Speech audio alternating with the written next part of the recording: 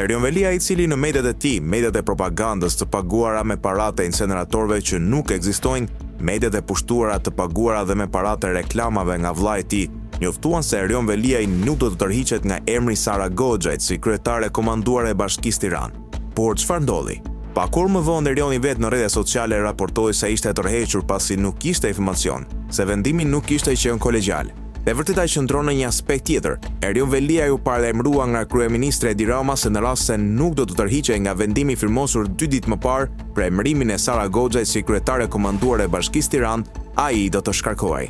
Qëndrimi i ashpër Edi Ramës një natë më parë me zyrtarët Sara Goxhajt dhe Alban Dokushi dhe qëndrimet e sotme në mënyrë të drejtë për drejtë duke thënë Erion Velia se do të shkarkohej në rast se nuk tërhiqej nga ai vendim, bëri që kryebashkiaku i Tiranës, i cili ndodhet në burgun e Durrësit, të tërhiqej nga vendimi për emërimin e Sara Goxhajt. Asgjë më shumë se kaq. Erion Velia thjesht mangu shkarkimin nga detyra nga Këshilli i Ministrave. Ndërkohë nga ana tjetër Erion Velia duke se ka gjetur një mënyrë për të shpjeguar dhe përgjimet e bujshme ku del duke dhënë urdhra, duke folur me një gjuhë të papërshtatshme, ka kërkuar një psikiatër.